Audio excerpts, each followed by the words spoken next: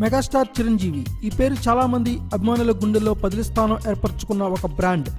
దాదాపు ఆయన సినిమాలకి దూరమయ్యి 9 సంవత్సరాలు అవుతుంది.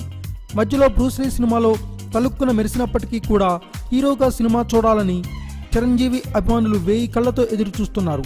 ఆ తరుణం రానే వచ్చింది. చిరంజీవి అభిమానులు ఎంతగానో ఎదురు చూసిన ఈ సినిమా ఇవాళ ప్రేక్షకుల ముందుకు వచ్చింది. సినిమా మొదలైనప్పటి నుండి ఈ సినిమాపై భారీ అంచనాలే ఉన్నాయి. మరి ఆ అంచనాలు ఈ సినిమా అందుకుందో లేదో చూద్దాం. ఖైదీ నంబర్ 150 స్టోరీ మనలో చాలా మందికి తెలిసింది. ఎందుకంటే తమిళ సూపర్ హిట్ సినిమా కత్తికి రీమేక్. రైతుల కోసం ఓ యువకుడు చేసిన పోరాటమే ఈ సినిమా మూల కథ. కల్తీ ఎరువులు వాడిన రైతులు వరుసగా ఆత్మహత్యలు చేసుకుంటూ ఉంటారు.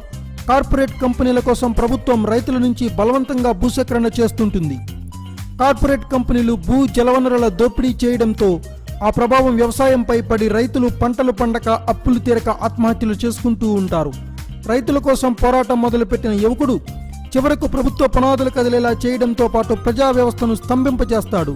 చివరకు ప్రభుత్వం ఎలా స్పందించింది, ఈ పోరాటం ద్వారా రైతుల సమస్యలకు సమాధానాలు ఏమి దొరికాయి అన్నదే ఈ cinema story.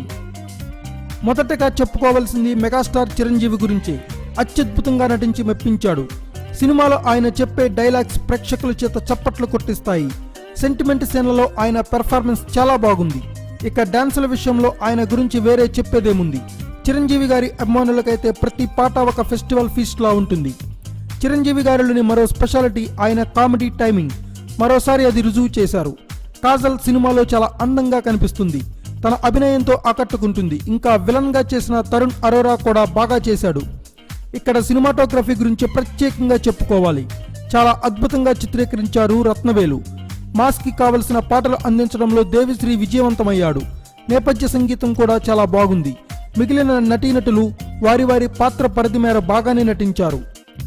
Chiranjeevi one man show.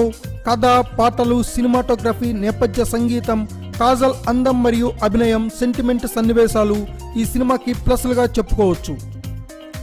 మాతృకలోని కొన్ని మంచి సీన్స్ ని పెట్టకపోవడం, అక్కడక్కడ చిన్న చిన్న ల్యాగ్స్, కొన్ని ఆసక్తికర సన్నివేశాల మధ్య కామెడీ సీన్స్ పెట్టడం మైనస్లుగా చెప్పుకోవచ్చు. చివరిగా boss is back with bang. Chiranjeevi అభిమానులకి కనుల పండగ. వారికి సంక్రాంతి 3 రోజుల ముందే వచ్చేసింది. Thanks for watching. Please subscribe our channel.